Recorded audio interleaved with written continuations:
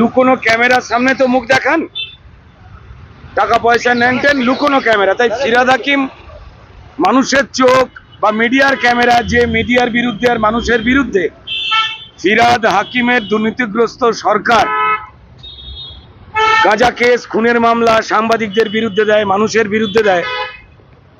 তো সাধারণ এই চোখগুলো ফিরহাদ হাকিমের ভালো লাগবে না। আবার বলছি যে এই লুকোনো খুফিয়া ক্যামেরাতে, লুঙ্গি পরে, স্যান্ডো গেঞ্জি, এই ধরনের ক্যামেরাতেই মুখ দেখাতে ফিরহাদ হাকিম ভালোবাসেন। তো এই দাওয়াতে ইসলামের কুলপুরোহিত এই যে ফিরহাদ হাকিম রয়েছেন, তিনি মমতা দুর্নীতির একটা অন্যতম পিলার। তো তারা এই সমস্ত কথা বলে বাঁচবার চেষ্টা করছেন। এখন আমরা যখন কথা বলছি বোধ করি দুটো জোড়া মামলা হয়েছে। যারা লাথি খেলেন পুলিশের, যারা মার খেলেন, যে শিক্ষকদের চাকরি যারা চুরি করলো, অবিরত নাটক করে চলেছে এই সরকার। মানুষের মনে একটা বড় প্রশ্ন এসছে যে নেতাজি ইন্ডোরে যখন মমতা বন্দ্যোপাধ্যায় মুখ্যমন্ত্রী সেজে তিনি যোগ্য চাকরিহারা যারা, তাদের নিয়ে মিটিং করলেন, তো তার মানে সেই দিনই তো লিস্টটা প্রকাশ করে দিতে পারতেন, যারা এসেছে তারা যোগ্য আর যারা আসেনি তারা অযোগ্য।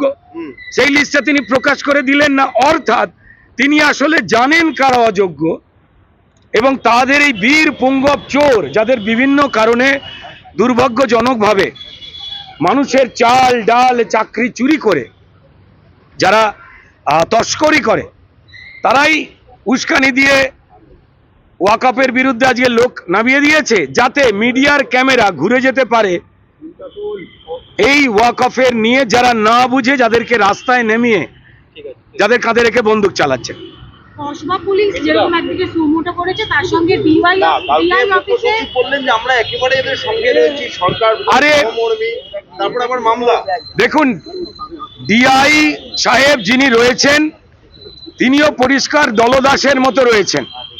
যে পুলিশ ছুটে এসে উড়ন্ত সোনাজয়ী অলিম্পিকে যারা যান তাদের মতো, যারা চোর ক্রিমিনাল তাদের ধরেন না, উল্টে এসে যাদের চাকরি তাদের সরকারের মালিকরা চুরি করেছেন, যাদের সর্বনাশ হয়েছে, তাদের বুকে এসে লাঠিয়াত আঘাত করছেন। তো ডিআই এবং পুলিশ তারা মামলা করছেন।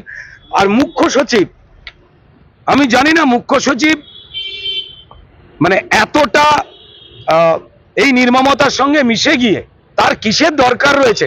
তিনি সংবিধানে শপথ নিয়েছেন কেন? এই আইএস এবং আইপিএস এর একটা বড় অংশ এই মিথ্যাচারের পক্ষে মানুষের বিরুদ্ধে দাঁড়াচ্ছেন। ঘৃণা তৈরি হচ্ছে মানুষদের এই সম্মানীয় পদগুলোর উপরে। আমি মাননীয় মুখ্য সচিবকে অনুরোধ করব, দয়া করে এই প্রবণতা থেকে সরে এসে তৃণমূলের মিথ্যেবাদী নেতা মন্ত্রীদের মতো এই কদর্য মিথ্যাচারকে প্রশ্রয় দেওয়া এবং মানুষকে ভুল বোঝানো বন্ধ করুন। এর বাইরে কিছু বলার নেই।